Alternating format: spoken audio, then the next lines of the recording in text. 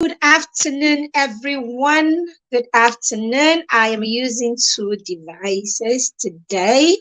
Good afternoon, everyone. Welcome to the Skill Up Your Champion show. Good afternoon. If you are here, I am saying a big good afternoon to you. It's the Skill Up show, that show where we skill up parents on things that they can use to work with their children. So what we do in the Skill Up show is we take up a skill for the week and we introduce that skill and we give parents tips that they can use to teach that skill or to work with their children in that area for the week. And when you try it, and you will definitely see results. When you try it, you definitely see results. So when you see your results, all you need to do is ensure that you continue with what you have learned, or and then of course, if you need you because what's all this on my system? All right, sorry. What's going on here now? Okay, sorry about that. My system is acting drama. All right, then I see. That's okay. All right. So if you're with me, yes, you take the skill and you apply the skill in your parenting. When you apply the skill in your parenting and you can go with that skill for a whole week, I promise you, you would see results from what the tips that we give you. Now, we also know that parenting is much more than just tips, isn't it? So the tips are not enough. You will need more. Okay. But what we want to do, we want to be the ones to, point your attention to certain things that you can start doing for your children or with your children. So you can go ahead and look for help or get help, okay? Or get tools that you can use to make that a more consistent thing in your home. And if you get to the point where you think you need help, as is always the case, or case most of the time, then we are always here to give you the hand holding and the extra help that you need.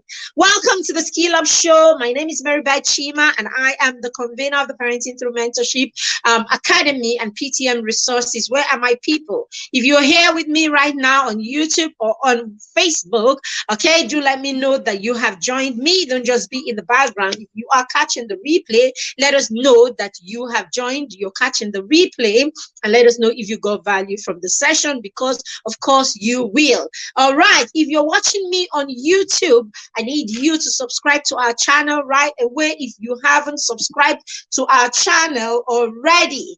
When you subscribe, don't forget to hit the notification button so that whenever we go live, like we have just done right now, you will get the notification that says we are live and you can quickly join us. If you are here with me, as I said, don't be in the background. Say something in the comments so that we know that we have got company. All right, so today we are looking at skills. Oh, sorry. We're looking at the advantage of playful parenting. All right, the advantage of playful parenting, the impactful advantage of playful parenting. Okay, now I know we are Africans. Most of us on this call are Africans, right? Yes, we are. Now, and there's a general belief that, right, as a parent, you need to be strict. You need to be a kind of parent if you're going to raise children who are disciplined. Who understands what I'm talking about? Okay, if you understand what I'm talking about, let me see you in the comments. Okay, so there's this general belief that children, okay, we are having very, let's see if we can do, just give me a minute, please. All right, so there's this general belief that, just give me a minute. All right. So there's this general belief that there's a general belief that we need to be a kind of way. You need to be strict. You need to be a strict parent. You need to be a parent who your children know will not take any nonsense if you're going to raise children who are disciplined. Now, a lot of us were raised in that kind of condition. We're raised in a condition where our parents had to be, really very serious, right? Just because it is assumed that if you are not, children are going to take you for granted, and your children are probably not going to, or you're probably not going to raise disciplined because you are playful. Now, playful parenting is actually a thing, right?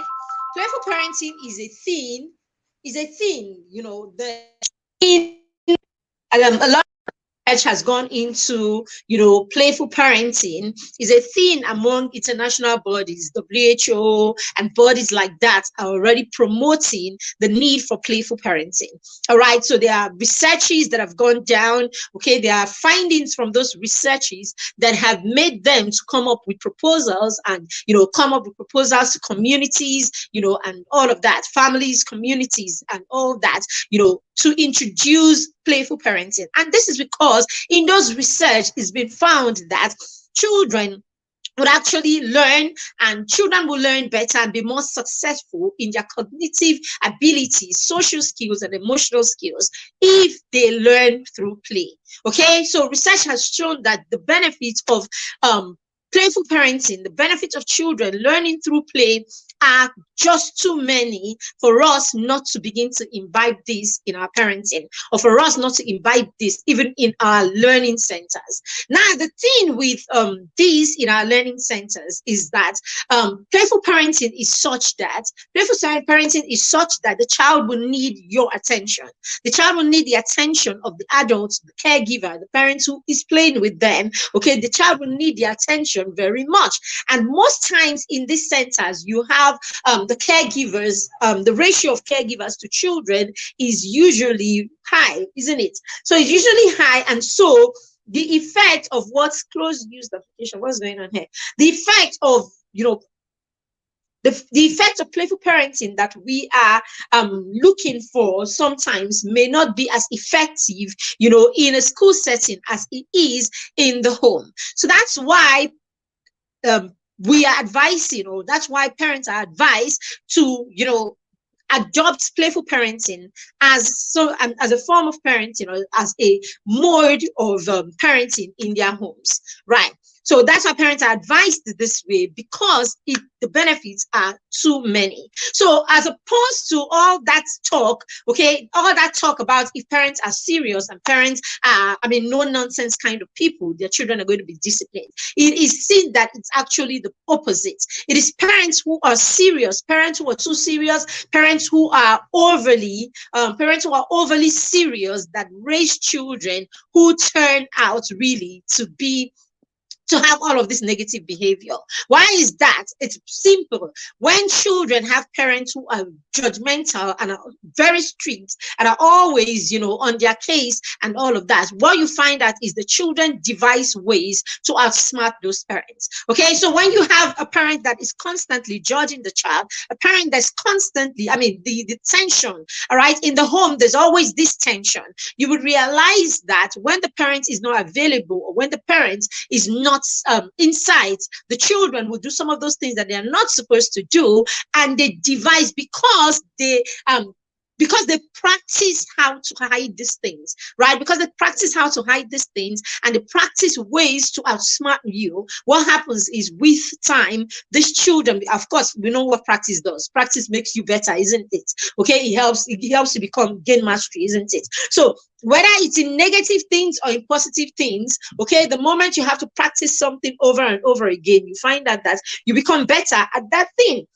So it's the same thing that happens with parents who are overly serious, parents who are overly strict, parents who, quote and unquote, are supposed to be hard so that their children will be disciplined, so that they will raise children who know that they don't take nonsense. What happens with those kind of parents is the children become smart in the negative way. The children begin to look for ways to outsmart you, and this becomes an intentional action for your child. So imagine being intentional about a negative thing like being slippery, a negative thing like being telling lies, a negative thing that like trying to outsmart you as a parent, or trying to beat you to everything. So that child becomes really good at it, and you will realize that many times they will get into the same things that you have said they shouldn't get into. And as a parent, you are unable to find out because the child has become so good at hiding it from you.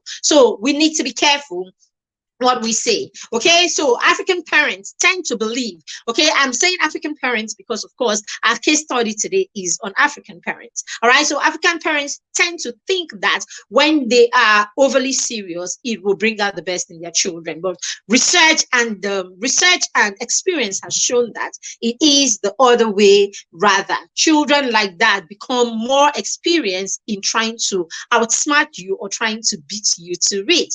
And so you end up getting the same thing you're trying to avoid by being, strict or being too serious. Now, another thing we've realized is parents who, quote and unquote, term themselves, right? Yeah, so parents who, quote and unquote, tell pride themselves, right? Pride themselves as parents who are serious or parents who don't take nonsense and all of that. What we have realized is those parents end up being permissive.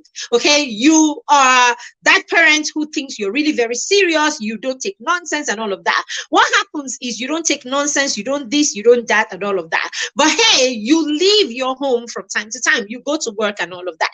Now, because you have placed yourself as that person in your home that everybody shakes when they see, that person in your home that everyone has to be on their toes when you are in. You have made yourself the only authority, or you have made yourself that authority that, when you are around, people need to conform to certain standards. What happens is when you are not around, you will realize that those standards go flat because you are not around. So what happens is, for you to get what it is that you want in your home, you have to be micromanaging your home. Okay, you have to be micromanaging your home. So it means that when you are away from your home, you're calling every minute. Those kind of parents end up not resting. You are stressed. Basically, you are stressed, you are overwhelmed because what you're doing is micromanaging your home. In many cases, we find out that these same parents who say they are very strict, sorry, I don't know, I want my hair behind, I don't want you on my face because I'm using a fan. All right, so these same parents who say that they are very strict, they are very this, you will realize that they are strict in one thing, but these are the same parents that are permissive in other things. Let me give you an instance. Let me give you an example. These are the same parents, right, that what example will I give you now? So now these are the same parents that, for instance, the child, these are the same parents that, for instance, the child, say, let's say the child goes to school and, forgets to take their homework or something like that. We use that. Forget to take their homework to school and all of that. You will find that these are the same kind of parents that will wait for that child to come back. They will yell, they will beat and all of that. But these are the same parents that would look for every way and every means to take that homework and go and give to the child. Right, so you will probably call the driver or leave your office, go home, pick it, take it to the child, have the child, you take it to the child. So basically the child will have that thing, but you're waiting for the child to come back so that you reset the brain. But what you have done in that case is you have not allowed the child learn and basically, find their way back. You've not allowed them learn from their mistakes and then put that into practice the next time on their own so that mistake doesn't happen again. So what you have done is you've saved the child, and yet you think that it's the punishment that you met on the child that will save the child. But most times it doesn't. It's only when the child goes through the process of repairing their mistakes, go to the process of undoing their mistakes, basically, okay, repairing their mistakes, basically, that's when the children learn more. Okay, so we have found, researchers found that as a parent, when you are overly serious with your children, it makes it very difficult for you to be playful with your children. I think it's a natural thing, right? It's a natural thing. If you are that boss that is constantly nitpicking, you are that boss that's constantly yelling and doing all of those things in your office, what you realize is it becomes, because this is the interaction, or this is the connection you have with these people, because these people never seem to do the right thing in your face, okay, or before, as far as you're concerned. because this is the reaction that you have most of the time. You will find out that it becomes a bit difficult for you to relax with with these people that you work with. It becomes a bit difficult for you to relax and be playful with them. Okay, even when I'm sure some of you will be like, oh no, I know someone that he will rake for you, but he will still play. But there's something about that connection, right? There's something about the connection for someone who is really strict and is constantly nitpicking. There's something that makes it very difficult to connect afterwards. So for us as parents, when we realize, for you as a parent, you realize the moment you are always really very hard and you're constantly shouting and yelling and doing all of these things, right? The moment you're doing that, it becomes difficult for you to be playful with your children. Now, let's forget about all the shouting and screaming. Let's start from the foundation. What can we do as parents, right? Now that we know that playful parenting is very key, what can we do? How do we bring this into our situation? How do we bring it into our home so that our children begin to benefit from it? Okay, research shows that play is one of the best predictors of social and intellectual development in young children. That's what research has shown. That for children to grow and be intellectually sound, okay, children to be intellectually sound, for children to build the right social and emotional skills, play is one way, okay? Play is one indicator of, what kind or how the children turn out in these areas. So it means that a child who has parents who play with the child a lot, who are playful, okay, who teach them through play, okay, such children are more likely to have good social skills, good emotional skills, and these children will end up to be intellectually better or intellectually more sound than children from homes where play is not a mode of parenting. All right. Now, when you play with children, what does it do? It makes them relax, isn't it? It makes them relax, and it's easy to see you. It makes them relax, and it's easy to see the things that you model to them. It makes them relax, and it's easy for them to see or to feel the things in their environment. Negative emotions do not come in the way of your relationship. All right. So your child's brain is fully participational in that activity, right? So when you are doing an activity with your child and that activity comes with a sense of satisfaction.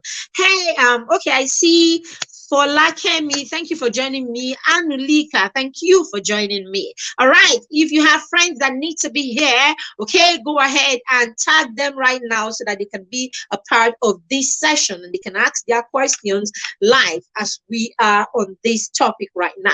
All right, so the Skill Up Show is a show that we have every Monday at 1 p.m. Okay, so it's a very short show where we just come and talk about a particular skill, and parents can run with that skill and begin to apply it in their parenting. It is very, very key. All right. Okay. It's very key that you're skilling up your children, especially if you have children between the ages of 6 and 14. That is a perfect time for you to do a lot of skilling up. You need to skill them up in every area of their life. Okay. You need to skill them in every area that they will need to navigate life on their own. So this is a good time for you to skill up your children. And that's why we have put the show together, so we can give you tips on how you can skill up your children. All right, we have a show. Apart from the show, we have a program. It's called the Mastermind Program. Now, the Mastermind Program is a program that we created, right, to help you do the full work, or to support you or work with you to do the real work. Okay, as I said, the Skill Up Show is just it's just a tip. It's a show that we give you tips, all right, and we point you to the things that are important. But if you need hand holding and then you need these skills to be stepped down with your children in a consistent manner, because consistency is what is key when you are teaching skills to children.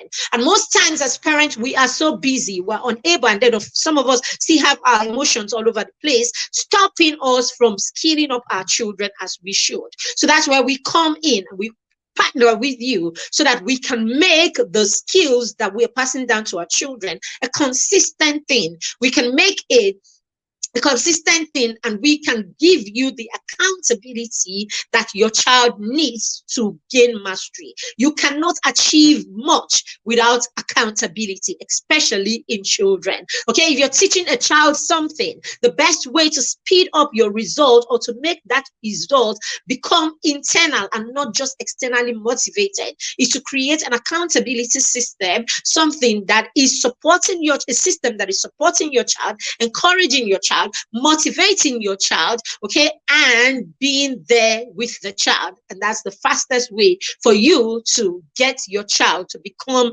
personally and, internally involved in whatever skill you are teaching them, in whatever it is in life that you are teaching them. So accountability is very key. And then, of course, the mastermind also provides your child with peer mentorship. Okay, I have always said this. Do you know why peer pressure is a big deal? Peer pressure is a big deal because when children get to the stage in their lives, their friends become very influential in their lives, the decisions that they make, the things that they do, and all of that. It is not because you are a bad parent. It is just life. It is just a developmental thing. Okay, it's a developmental behavior. Okay, so by the time children are in their adolescence, right, their preteens, their friends become more influential in their circle of influence, and you are not as influential. So hey, if your children are going to be pressured, right? If your children are going to be pressured by other children, if this principle is going to work in your children, why don't you plant them in the space or in the platform where they have like minds, so that if anyone is going to be influencing your child, let it be someone that can influence them positively. Okay, so in the mastermind, we have peer mentorship. So we have children who are doing amazing things on their own, children who are putting the effort, making the effort. So your child is there and is seeing other child trying, is seeing other child being pushed, see children being pushed or pushing themselves and all of that. And before you know it, your child is learning the right kind of habits, the right kind of behavior. It's such an amazing place that every child should be in. Unfortunately, we have closed registration for this year. We're not taking any more people for this year, but we have opened the wait list for next year that begins in September.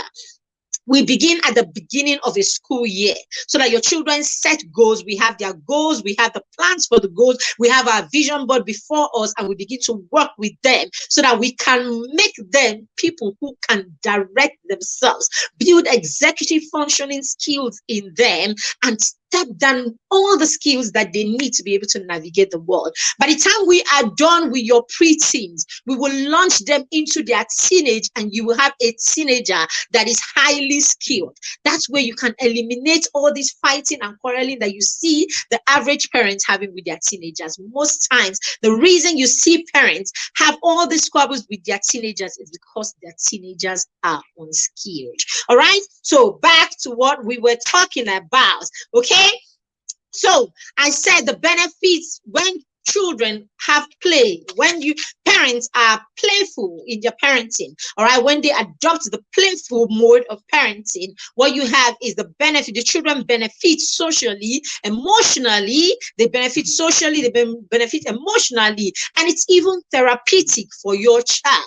All right, if you can get yourself to that space where you are a playful parent. But you cannot be playful as a parent if you are overly serious and you are always nitpicking, you're always fighting and shouting and screaming and all of that. You must bring yourself to a place where, as a parent, you can be calm in the face of all the negative things that could come up while your children are growing up. Now, we're not saying you're going to be permissive. What we're saying is you're going to bring yourself to a place where you understand your emotions and you don't allow your emotions come in the way of your parenting. That's where you can create boundaries, you can create structure in your home, you can create boundaries in your home, you can have consequences in your home, and those consequences will be put into effective use in a way that your child understands and you understand. And by and large, you're able to create the kind of structures and the values in your home that will skill up your children. So by the time your children are skilled, all of these things we're talking about, all of these things we'll be talking about will be reduced, okay, or will be eliminated. Now, how do we even get to that point? It has to start from the foundation stage. And in the foundation stage, your joker, the foundation stage, your best tool in the foundation stage of your child's life is play. Okay, in the foundation stage, you want to embrace play. You want to be a playful parent. You want to learn how to be a goofy parent. Okay, and all that for you to get that right during that phase of your child's life. You know something? There's something we're going to do in the month of February. The month of February, we're going to do a challenge. In that challenge, it's going to be a playful. Basically, we're going to take parents on a journey to help them learn how to be playful. So we will be with you on a journey for 2 weeks. Each day, we are giving you, each day, we're going to walk you through tools that will help you become a playful parent. So we'll walk those tools, give you activities, help you know how to become playful in your parenting. All right. Very, very key. So watch this space. The challenge is going to come up very, very soon. All right. Now, in my book, Mentor Parent. So I wrote the Mentor Parent a couple of years, a year or two back. Okay. In the Mentor Parent, I wrote somewhere, I said that the content, I said, in my book, I said, what did I say? I said the physical space and the content in that space are very essential especially in the foundation years of your child's life. The physical space and the content in that space is very important, especially in the foundation stage of your child's life. Now, what is the content of your space? The content in your space are the things that invite your child to play. And that's because the language of a child is play. The language of love of your child is play. The language of living for your child is play. The language for your child, the only language your child understands is play. Language of emotions is play. Language of love is play. Language of everything. I am not feeling well, play. Everything your child needs is it all rests in play. So your child is not happy. Your child wants to be cared for and played with. All right. So the language of your young child, especially during the foundation stage, is play. And so for parents, if you can get that right, it means that you will be communicating with your child because you are going to be speaking the child's language. The child's language is play. And that content, I said, it's the environment and the content in that environment. But the number one content in that environment is you, isn't it? You are the number one content in your child's environment. You're the first thing your child sees. You're the first thing your child knows. You're the first thing your child sees as life, right? You're the first thing that your child knows that is the world. So the first content in your child's environment is you, all right? The first content in your child's environment is you. So how do you invite your child to play? As I said, the content is the things or are the things in your child's environment that invites them to play. So when your child sees you, it's no wonder that the moment your child sees you, you've been out and you walk through the door, the first thing your child wants to do is your child begins to giggle. Your child begins to raise his hand. The child is excited. The child wants to play because you have just entered that space. You are the content in that space, and basically you are inviting the child to play. So if you are now that parent who is not serious or who is always serious, if you're that parent who don't have time for that play, if you're that parent that is constantly making excuses for why you would not play, so you see what you're doing, you are inhibiting or you are stopping your child from developing socially, emotionally, and in their intellectual growth, basically. So if you can look at this and you can know this, then you would be doing the opposite, promoting growth in all of these areas. Now, my son Kamsi also wrote a book, right? We wrote these books together. Okay, so this is supposed to be the parent's copy, okay, or the parent version, and this is supposed to be what the child is reading. In chapter 1 of his book, he started by saying, we just loved to play. Most of what I know, I learned through play. Most of what I know, I learned through play. Let me see if I can read something. So he says, most of what I can remember from my earliest years involved play. I remember jumping obstacle courses, playing hide and seek and tag with my mom, playing word search, and laughing around with stuffed toys. Then there were board games with mom and dad, spelling bees, and my mini video presentation. I also enjoyed bicycle rides, long walks, and my favorite activity with my dad, making kites and flying them in the open space. Let me share a couple of my fondest memories with you. So, this book is just a compilation of experiences, okay, for my child, so for my son. For our son, and he wrote this book when he was 10. So it's a compilation of experiences that he had between when he became, started understanding his journey, when he started journaling, till when he became 10, that he wrote this book. So it's a lovely book. It's a book that your child should read, and a book a parent should read to know. It will give you an idea of how you can incorporate play into your system as a parent. Okay. We just love to play. That's what he said. We just love to play. Now let's look at some of the importance of play, okay, and how that can be impactful, to your child. Number one is it brings trust. It brings trust. So when you play with your child as a parent, when you find time to play with your child as a parent, what it does is it makes the child begin to trust you. Okay, it makes the child begins to trust you. And how does that impact the child? You would see that a child who knows how to trust you, or who trusts the adults in his life, that child will not have so much difficulties, trusting, not just trusting other people. That child will not be too judgmental of other people. A lot of times you see people these days is just crazy. Everybody is suspecting the next person for everything. You walk into an office, you are in that office for only 1 month, and you know all the people that want to kill you.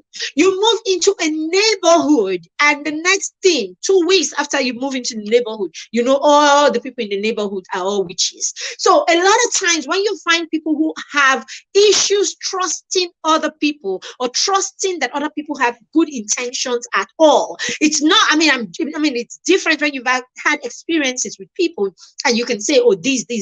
But a lot of times you have people that out of nothing, from nowhere, they just have all their biases and all of that. If you go back and check, it is trauma. These people are coming from a place, their children, a lot of times, that didn't have parents who could, play with them, be with them, and do all of that thing. You didn't play with them and do all of those things, with them. So they did not build trust. There wasn't a lot of playing between them and their parents, and then they grew up, and by the time they became preteens and teenagers, the relationship became, what did you do? You have not done this. So it moves from no play, no understanding, no connection, to being judged by the parents and being everything you're doing being your parents nitpicking everything that you're doing and all of that. So it moves from no connection to accusation. It moves from no connection to a lot of, arguments and quarrels between you and all of that. So you realize that this kind of child is traumatized. This kind of child doesn't know what it means to trust, their parents, or trust, in the way that trust should really be. So no wonder they become older and they have problems with trusting everybody, because somewhere trust was not nurtured through their relationship growing up with your parents. Number two, it promotes modeling and problem solving skills in your child. So children who play with their parents, or parents who play with their children a lot, what you realize is, while you're playing, okay, I read from the book, and you hear my son said there were a lot of obstacle courses. He remembered obstacle courses and all of that. Now, when you play with your children, you become creative about the kind of things, that you put into your play, because now you are intentional. And that's another thing. Let me go back a little. So when we have children, especially in Africa, we have that when they are really very little. You have that the father will come in, raise the child up, and laugh a bit, and then drop the child and then goes. All right, the mother will do that once in a while and all of that. But what happens is, we don't make it a consistent thing. right? We don't make it a consistent thing, and it disappears, really very fast. As soon as the children move from that infant or that very early stage of their lives, right, and they begin to crawl around and throw things all around. Now, the yelling, the shouting, and all of that begins to get in. The moment all that gets in, the seriousness begins to get, and you realize that you are playing with the child less and less because all of these other things are taking the place of it. And so you don't create intentionality around it. And that's the difference. Okay. When you create intentionality around it or become intentional about it, you realize that you are doing it from a conscious place. So you do it from a conscious place and you do it regularly because you understand the benefit of it.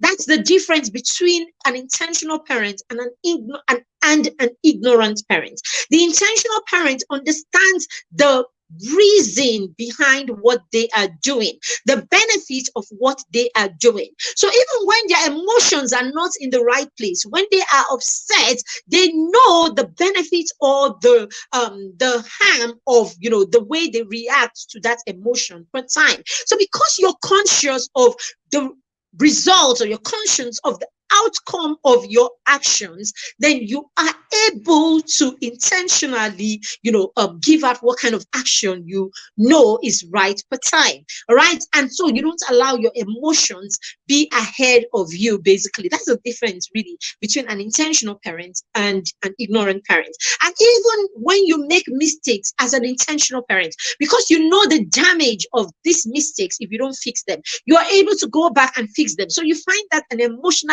intentional parent is constantly apologizing, constantly fixing a situation and all of that. But a parent who is not intentional just walks past it and is gone. I beg, next time. Something like that. So that's the difference. So we need to get that really, understand that part of it. So it's very important. So yes, so when you do things with your children, you find that you're creating obstacle courses, you're doing all of these things. What you're doing is you're problem solving, you're teaching, you're already modeling how to solve problems with the child, even without knowing how far it will go. All right, you're building a kite with your child. While you're doing that, your child is seeing you, you're cutting the broom to the right, the stick or whatever you're using, a broom, to the right length. You're teaching them how to be precise about the angles. You're teaching them all of these things. It's not everything that must be taught in a classroom with paper and chalk or with board and markers. It's not everything. Okay. So when you play with your children, you create these things with your children, you do these things with your children, you realize that what you're doing is you're modeling a lot of things to your children through the play that you have with them. And so your children will learn a lot from you. They will learn problem solving. They will learn critical thinking. They will learn to be creative, all because you are spending time with them and you are being playful in that time that you are with them. It makes your children open up. Okay, it helps them to open up. Serious parents raise serious children. Okay, when you are that parent that is hardly playing with your children, everything is seriousness. When you walk into your home, you will realize that your children will become those kind of serious people. Everything is serious for them. All right, everything is serious for them. And a serious child is a seed-lipped person. Okay, so serious parents raise serious children, and a serious child is a lip-sealed child. I trust me, a lip-sealed child is a bottled up child. So when your child is constantly serious because there isn't play applied in your parenting, you don't have a relationship where you're playing and connecting and gisting and talking and flowing easily, your child learns to say very little to you. So the child is sealed lips. When your child is sealed lips, your child is bottling a lot inside them. And these are the kind of children that you find out who get into a lot of mistakes because they're not running anything by you. You don't have that connection. You don't have a relationship where they come and run things by you. So they deal with a lot of things on their own. And so this kind of children make lots of mistakes that could damage them. These are the kind of people who even end up being suicidal and things like that because, as I said, a sealed-lipped child is a bottled up child. And so because they are all bottled up, right, you don't get to know the things that you should know about them. All right. All right. So I think, oh, it's 44 already. This is supposed to be a 30 minutes, 40 minutes show. So now I'm just giving you those three. So begin to look at these three things and see. Okay, just look at these three things and see. Wouldn't you rather be a playful parent so that you can raise children who can trust you? You can raise children who can open up to you, and you can raise children who, by just simply modeling, they can learn how to navigate the world through you. Through being playful as a parent. Now, let me finish up with this. For you to raise a lifelong learner, you want to raise a child who loves to learn, who enjoys learning. Learning is a part of them and all of that.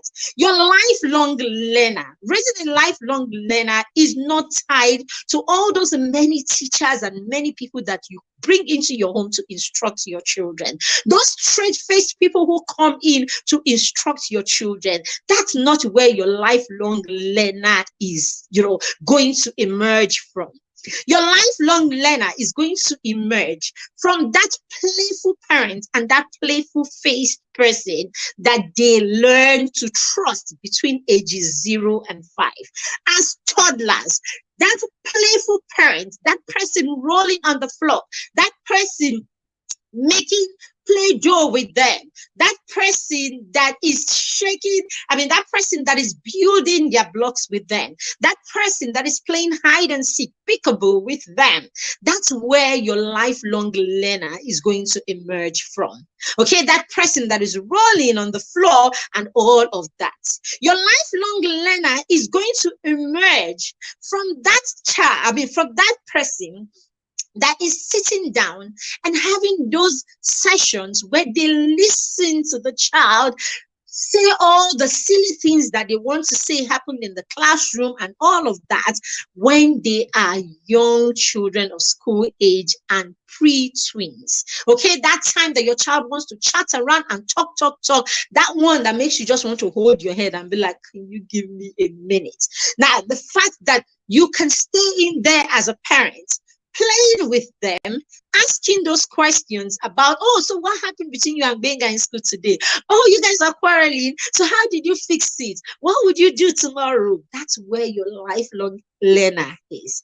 Your lifelong learner will come out from that parent that is able to be calm and listen to that child that is a preteen and a teenager.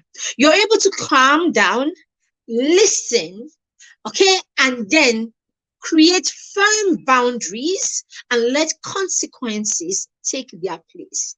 That's where your lifelong learner is going to come from.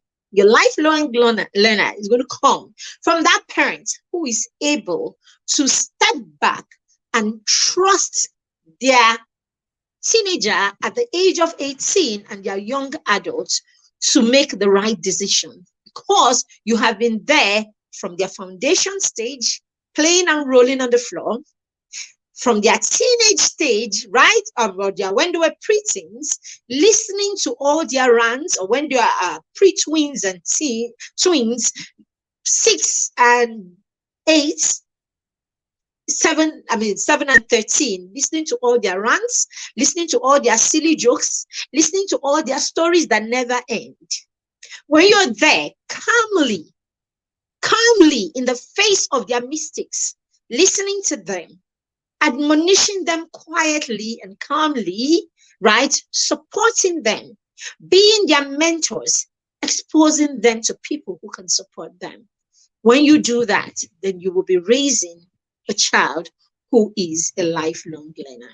Thank you very much, everyone who made time to be here. We do not take it for granted. I see you, Annalika. You are saying the truth. Thank you very much, Annalika. Are there other comments right there? Someone says, keep up the good work. Thank you very much. We don't have a choice. It is our calling. We are here, okay, for the long haul. All right, so if you got value from this session, go ahead and let us know in the comments if you got value, if you're catching the replay. All right, have you registered for our personalized education plan. Okay, we create plans for parents who want to go on their journey, teaching their children certain skills and they don't know how to go about it. We will create a framework for you that you can use to apply in your parenting every day for you to achieve the results that you want to achieve. If you want a PEP, just send us a message or put in the comments, I want a PEP, and we will work with you to create a PEP when you give us the goals that you are looking at. As I said, we've opened registration for Mastermind 2024 cohorts. It begins in September. Okay, it begins on the second week of September. You may want to take that slot right now and just book your child waiting. If your child is 5 years old and is going to be 6 years by September, maybe this is the time you want to book the slot and keep it right there. Okay, and then of course we will carry you along as we go, but we have shut down for the year. We're not taking any more children because we want to focus on the ones that we have and make sure that we hit those goals back to back to back to back.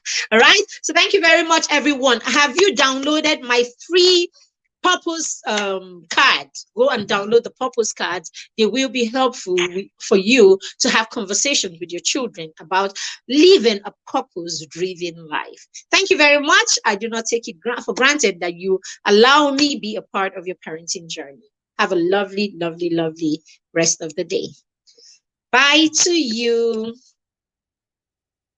Bye.